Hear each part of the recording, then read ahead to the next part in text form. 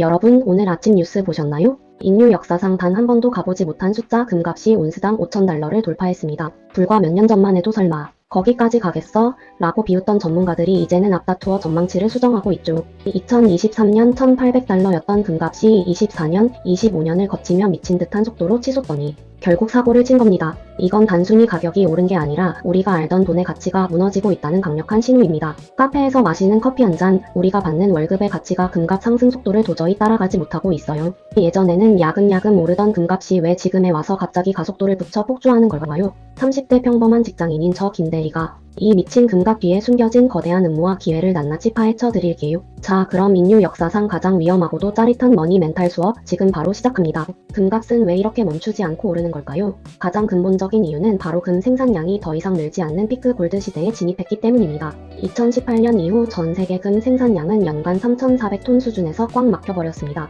이제 지구상에 우리가 캐낼 수 있는 금은 딱 20년치 정도밖에 남지 않았다고 해요. 과학기술이 발달하면 더 많이 캘 수 있지 않겠냐고요?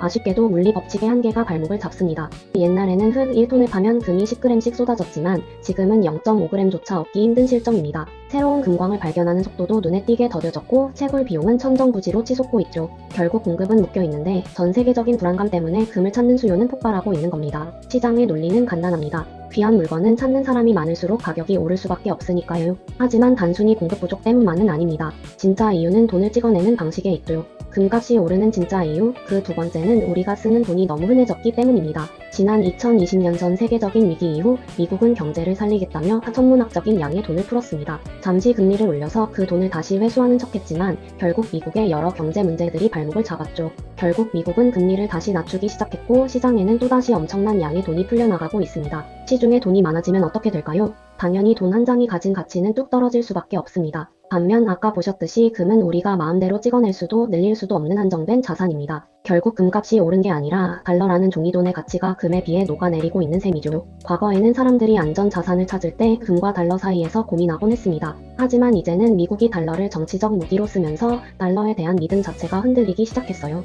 못 믿을 종이돈보다 변하지 않는 금을 갖겠다는 심리가 전 세계를 지배하고 있는 겁니다. 금값이 사상 최고치를 경신하며 질주하고 있지만 정작 트럼프 대통령은 이를 막으려는 기색이 전혀 없습니다. 오히려 달러 가치가 떨어지는 것은 훌륭한 일이라며 약달러를 대놓고 반기는 발언까지 쏟아내고 있죠. 보통 미국 대통령들은 달러가 강해야 나라의 힘이 강하다고 믿어왔는데 왜 이런 정반대의 행보를 보이는 걸까요? 그 답은 바로 미국의 수출 경쟁력에 있습니다. 달러 가치가 낮아지면 해외 시장에서 미국 물건값이 싸지기 때문에 미국 기업들은 물건을 팔기가 훨씬 유리해집니다. 트럼프는 해외로 나갔던 공장들을 다시 미국으로 불러들이기 위해 인위적인 약달러판을 짜고 있는 겁니다. 결국 금값이 폭등한다는 건 트럼프가 원하는 대로 달러 가치가 금 대비 약세가 되고 있다는 완벽한 증거입니다. 과거 루즈벨트나 폴 볼커처럼 금값을 찍어 누르던 시대의 문법은 이제 트럼프 행정부에서 통하지 않습니다. 미국 국채를 팔아치우는 국가들이 늘어나도 미국은 금이라는 대체 자산을 통해 새로운 패권을 준비하고 있을지 모릅니다. 이제 우리는 미국이 금값을 잡을 것이라는 막연한 공포 대신 그들이 금을 어떻게 이용하는지를 봐야 합니다.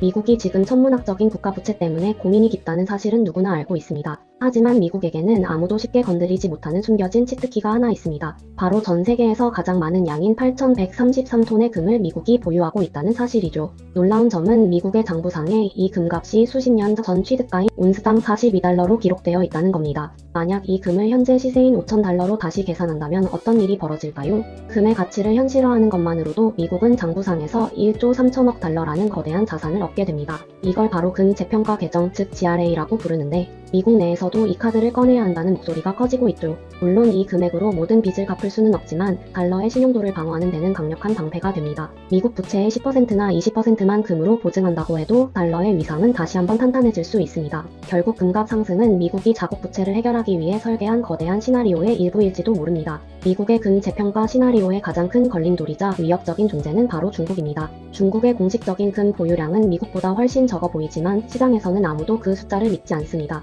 중국은 지난 수년간 전 세계의 금을 블랙홀처럼 빨아들이며 비밀리에 창고를 채워왔기 때문이죠. 전문가들은 중국의 실제 금 보유량이 공식 발표의 2배가 넘는 5,000톤 이상일 것이라 추측합니다. 만약 중국의 금 보유량이 미국을 추월했다는 사실이 밝혀진다면 달러 패권은 또릿째 흔들릴 수 있습니다. 중국이 보유량을 비밀로 붙이는 이유는 미국이 금, 재평가 카드를 섣불리 꺼내지 못하게 하려는 고도의 전략입니다. 미국이 금값을 올렸다가 자칫 중국의 국력만 강화해주는 꼴이 될 수 있다는 점을 중국은 노리고 있는 거죠. 게다가 중국은 자국 내 금 생산량도 세계 1위로 매년 엄청난 양의 금을 스스로 캐내고 있습니다. 이제 금값은 단순히 경제 논리가 아니라 미중 패권 전쟁의 가장 날카로운 무기가 되었습니다. 중국의 이 비밀스러운 움직임이 끝나는 순간 금값은 우리가 상상도 못한 곳까지 튀어오를 것입니다. 금값 폭등을 바라보는 전 세계의 시선이 모두 같은 것은 아닙니다. 유럽의 주요 국가들은 이미 오래전부터 외환 보유고의 70%에서 80%를 금으로 채워왔습니다. 독일, 프랑스, 이탈리아 같은 나라들은 금값이 오를수록 국가의 자산 가치가 자동으로 커지는 구조죠. 최근에는 해외에 보관하던 금마저 자국으로 실어 나르며 혹시 모를 위기에 철저히 대비하고 있습니다.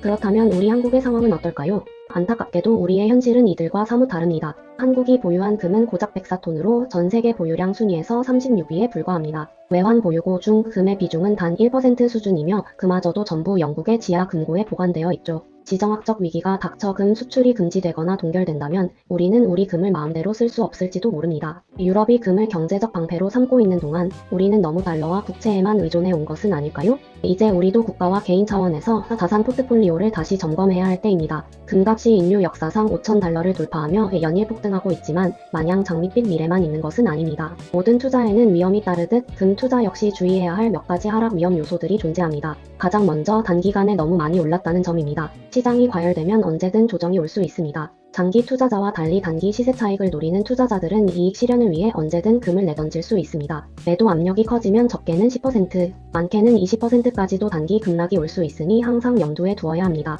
두 번째는 경기 침체입니다. 가벼운 불황이 아닌 심각한 경기 침체가 오면 상황은 달라집니다. 사람들이 생계를 위해 갖고 있던 금 목걸이, 금반지까지 팔아 현금을 확보하려는 시기가 올 수 있거든요. 심각한 경기 침체기에는 모든 자산이 급락하고 오직 현금만이 살 길이라는 심리가 지배하게 됩니다. 세 번째는 미국의 금리 인상입니다. 과거 폴 볼커처럼 금리를 폭등시켜 금값을 잡았던 사례도 있었죠. 하지만 지금은 미국 국채에 대한 신뢰도가 많이 떨어져 예전처럼 금리가 오른다고 금을 팔고 국채로 옮겨갈 가능성은 낮습니다. 따라서 고금리 자체보다는 심각한 경기 침체로 인한 현금 확보 수요가 가장 큰 위험이 될 수 있습니다. 지금 금을 사야 할지 말아야 할지는 이러한 위험 요소들을 냉철하게 분석하고 판단해야 합니다. 금값이 이렇게 오르니 많은 분들이 은 투자는 어떠냐고 묻습니다. 은은 금과 함께 대표적인 안전 자산으로 분류되곤 하지만 그 성격은 많이 다릅니다. 일반적으로 금값이 오를 때 은값은 보통 2배 정도 더 빠르게 오르는 경향이 있습니다. 최근에는 산업재 수요까지 더해져 금값 상승률의 3배에서 4배까지 오르기도 했죠.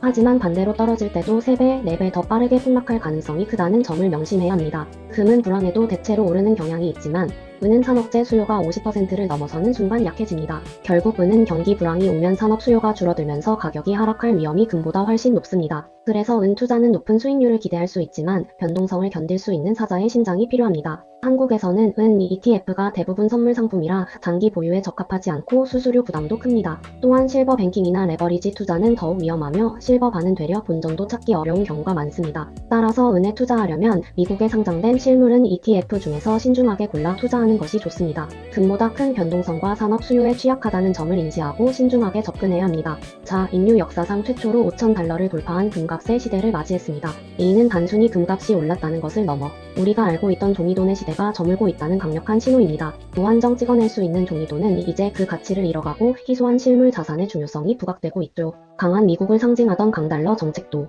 트럼프 시대에는 약달러를 용인하며 금값을 오히려 방치하고 있습니다. 미국은 금 재평가라는 숨겨진 카드를 통해 국가 부채를 관리하고 새로운 패권을 준비하고 있을지 모릅니다. 동시에 중국은 미국이 섣불리 금 카드를 꺼내지 못하도록 비밀리에 금을 매집하며 견제구를 던지고 있습니다. 금값이 단기 과열로 조정받을 때나 경기 침체로 인해 일시적으로 하락할 때를 주목해야 합니다. 현명한 투자자는 위기 속에서 기회를 찾고 포트폴리오 다변화를 통해 자산을 지키고 불릴 것입니다. 우리에게 닥쳐올 거대한 변화의 물결 속에서 스스로를 지켜낼 머니멘탈을 갖추는 것이 무엇보다 중요합니다.